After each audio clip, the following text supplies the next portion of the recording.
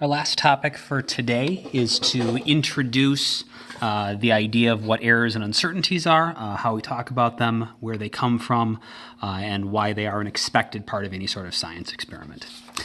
So when we were looking at our Circle Lab results, we saw that we got something that made sense, but we were still a little bit off. In my case, I was actually 0.6% off, so I was within 1%, but I said you could be up to 10% off. And so the question is, why isn't it exactly right, and why is it okay that it's not exactly right? What is it that causes us to expect the answer to be a little bit different than the theoretical value?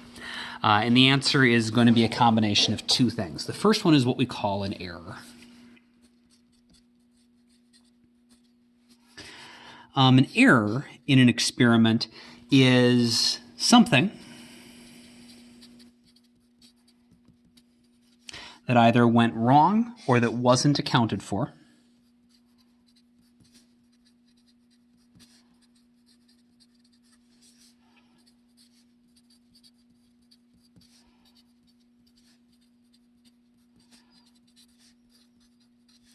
that caused a measurement to be off.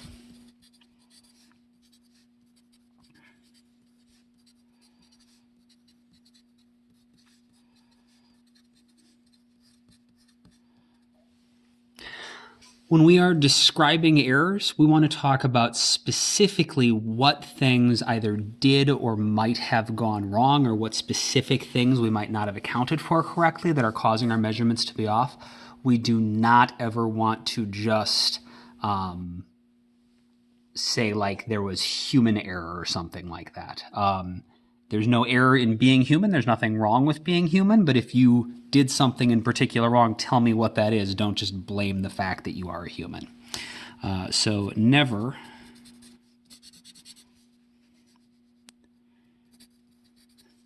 use the phrase human error. Be specific.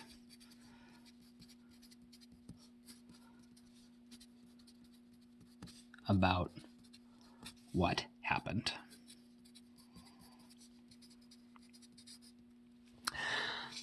So for example, in the Circle Lab, something that might have gone wrong, an error that might have caused, that might have happened in your measurements, is if when you were using your measuring device, you didn't have the beginning quite lined up with the edge of your object. Or you were maybe reading your device wrong or something. That would be an error. Something that might not have been accounted for would be like if your object wasn't a perfect circle. Maybe the object you were measuring had been a little bit squished, or for some reason it wasn't perfectly round. In that case, since we were assuming that we were measuring circular objects, something that we didn't account for, something that wasn't accounted for in the experiment, is that the object might not be a perfect circle. And so that could be a source of error. And of course, any sort of real object probably isn't a perfect, flawless circle. So that is another example of a type of error we could have. One other potential source of error could be that, like when you were measuring the diameter, maybe you didn't measure perfectly across the center of the circle. You did the best you could, but maybe you were a little bit too high or a little bit too low, and so you had a little bit smaller number than you expected to. Those are all examples of errors, and they're things that we should be able to describe that might have gone wrong, and as a consequence, they're also things that we should be able to describe a way to improve in the future. And that's something that's going to happen a lot in our future labs. You're going to need to talk about how to try to improve your errors for future experiments. So making sure in this lab that you're using your measuring device correctly, that all of your objects are as circular as possible, and doing the best you can to make sure you really are measuring across the center when you do your diameter. So errors, things that went wrong or weren't accounted for, and generally speaking, errors are going to be things that you can improve on. You can't necessarily get rid of all the errors, but knowing what they are, you can at least try to think about how to make them better if you did the experiment again. The other thing that can cause our numbers to be off, and this is also expected, is what we call uncertainties.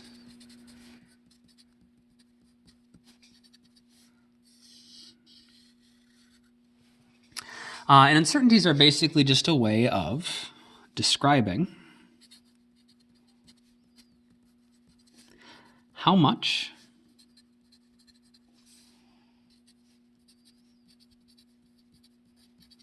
a measurement might be off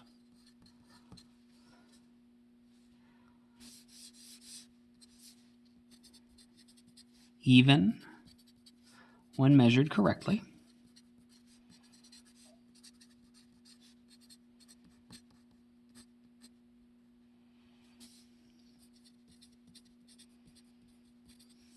because it is impossible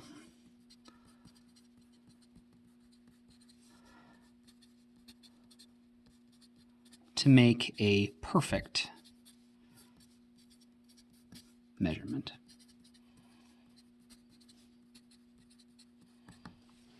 So just for example, let's say I wanted to measure the width of a quarter. If I got my measuring device here, and I'm trying to measure the diameter, and I don't start at the 0, I start at the end of the paper instead, and get like 2.9 lines, that's an error. I'm using my measuring device wrong. Another error would be if instead of measuring at the widest part, I'm off by a little bit and I'm measuring up here. That would be another error. You should generally try to avoid making errors, but if you realize something went wrong later, or you think something could have gone wrong later, after you've already collected your data and made your graph, you talk about it.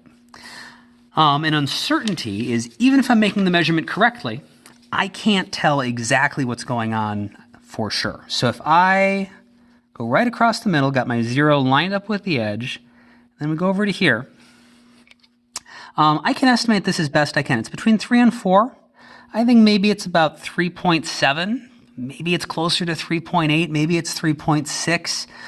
Maybe it's 3.65 or 3.71, or maybe it's 3.701265 lines wide. I can't tell. There's a limit to how accurately I can read this. And so uncertainty is a way of me describing how much my measurement might be off by. If I said this is 3.7 lines for the diameter, could be off by a little bit. Could be 3.6, could be 3.8. So maybe I would say the uncertainty of that measurement is 0.1 line.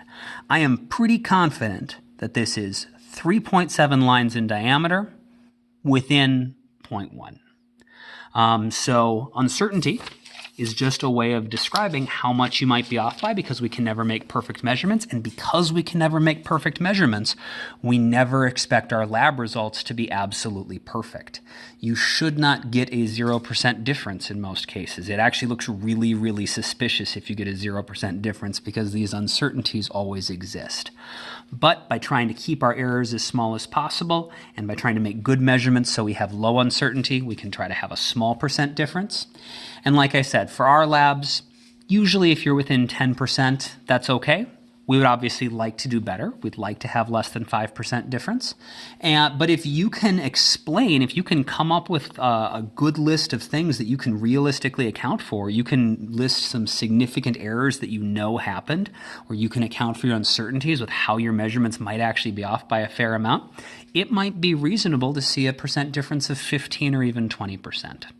And so we'll practice as we do labs in the future, thinking about errors and uncertainties, how to improve them, and actually quantifying and describing them. But for the circle lab, I don't need you to write anything in detail about it, but we'll think about it for our next lab.